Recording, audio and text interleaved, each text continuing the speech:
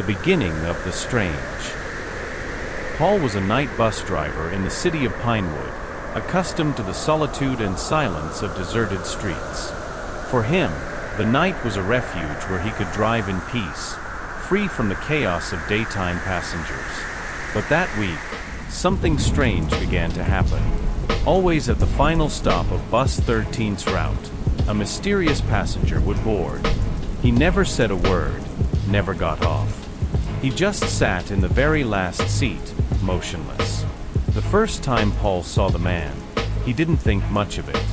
He seemed like just another of the many night workers who caught the bus. The man was tall, wearing an old suit and a hat that partially obscured his face. When Paul asked where he wanted to get off, the man didn't reply. He simply shook his head no and turned back to stare out the window.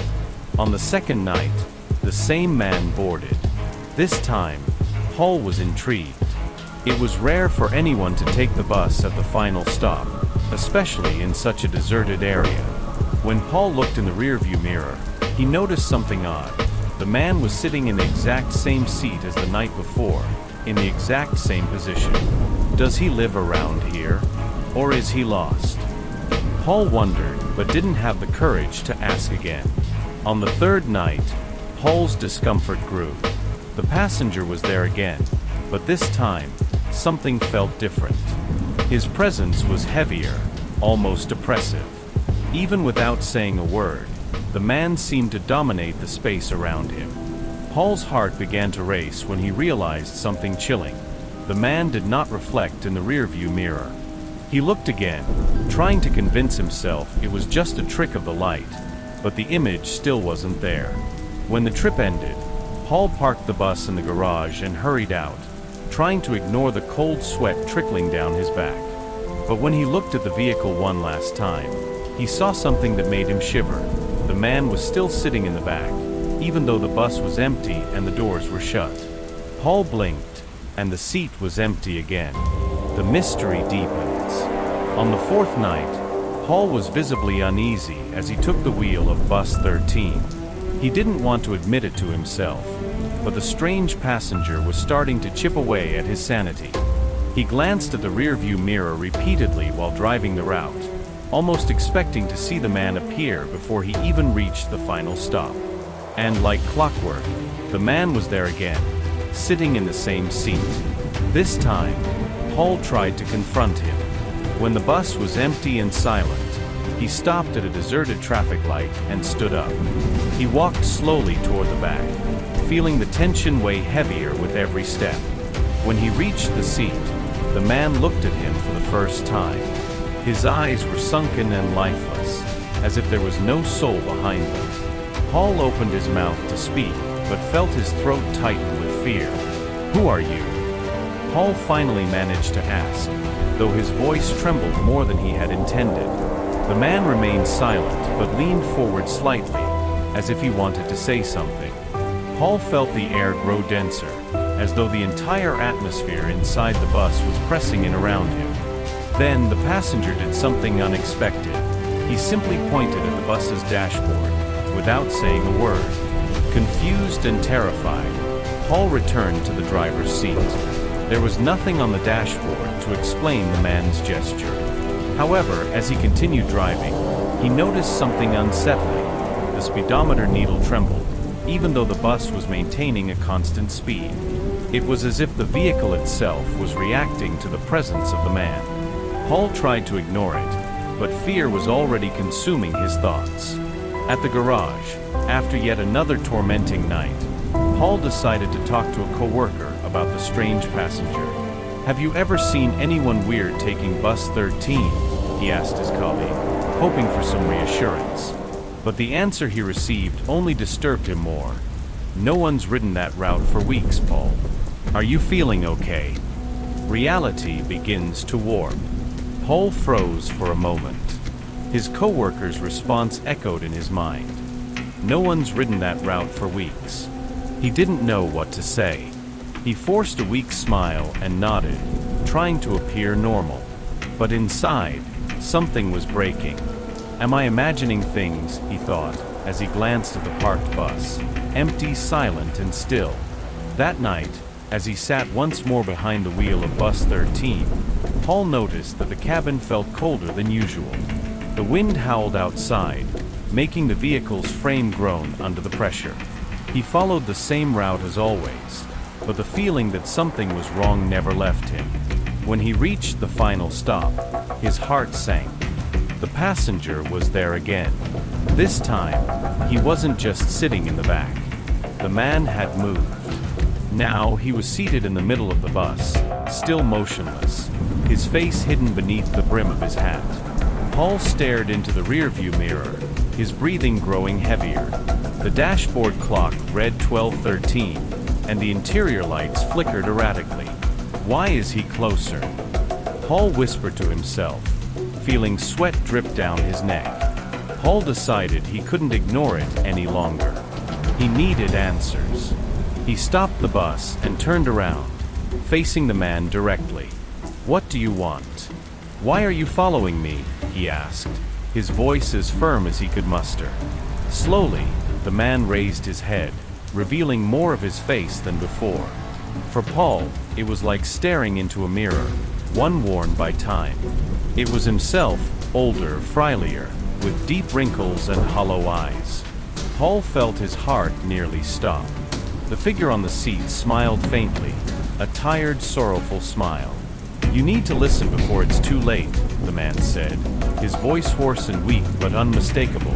It was Paul's voice, aged and heavy with suffering. The driver couldn't move. He simply stood there, frozen, staring at that version of himself that shouldn't exist. The grim warning. Paul's legs began to buckle. He gripped the steering wheel as if it were the only thing tethering him to reality. The image of himself, so old and withered, seemed impossible. He blinked several times, trying to dispel the vision. But the man remained there, seated in the middle of the bus, his gaze now sharper, more intense. "Who are you? What's happening?" Paul asked, his voice barely a whisper. He wasn't sure if he wanted to hear the answer, but the silence was worse. The passenger lifted one trembling hand and pointed once again toward the bus's dashboard. This time, Paul noticed something odd. The clock read 12:13, but the hands were no longer moving. Time had stopped. "You're driving to the end, Paul." The figure finally spoke, and each word seemed to weigh heavily in the air. "The same route, every night. Always going, never stopping. One day, you won't be able to come back." The hoarse voice echoed throughout the bus, like a freezing wind cutting through the cabin. Paul looked at the dashboard once more. Not only had the clock stopped, but the speedometer had frozen as well. "What do you mean? What route is this?" Paul shouted, his voice trembling with panic. The figure smiled again, that same crooked, tired smile. "The route you chose yourself. The work. The endless hours. You forgot how to live, Paul. And now, this bus is your prison." With every word, the air seemed heavier, and Paul struggled to breathe. The bus began to tremble lightly, as though it were alive. The interior lights flickered more violently, casting twisted shadows on the walls. Paul gripped the steering wheel tightly, staring at the passenger. "Why are you here? Why are you me?" He could barely form the words. The man, his aged and weary self, leaned forward. "To warn you, before you take my place. The confrontation with the truth." Paul felt a chill crawl up his spine, as if the bus had turned into a tomb. He opened the door, hoping that the cool night air would break the suffocating tension, but all he found was an endless void.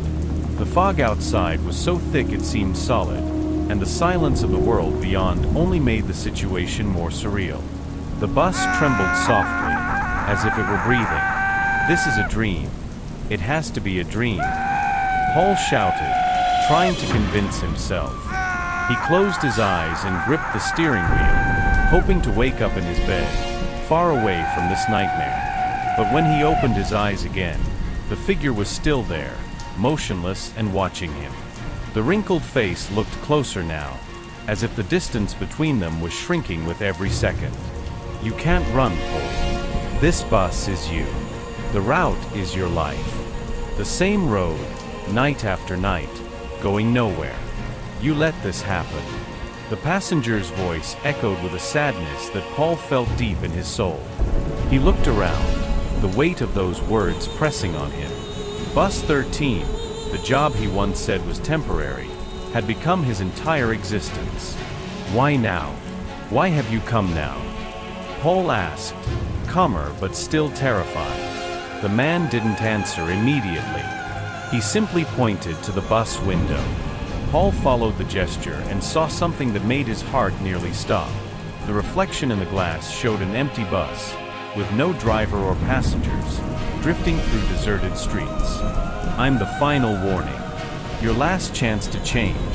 The figure spoke again, but this time, his voice sounded weaker, as though he was starting to fade. If you keep going like this, you'll end up like me, a shadow, trapped on this bus forever.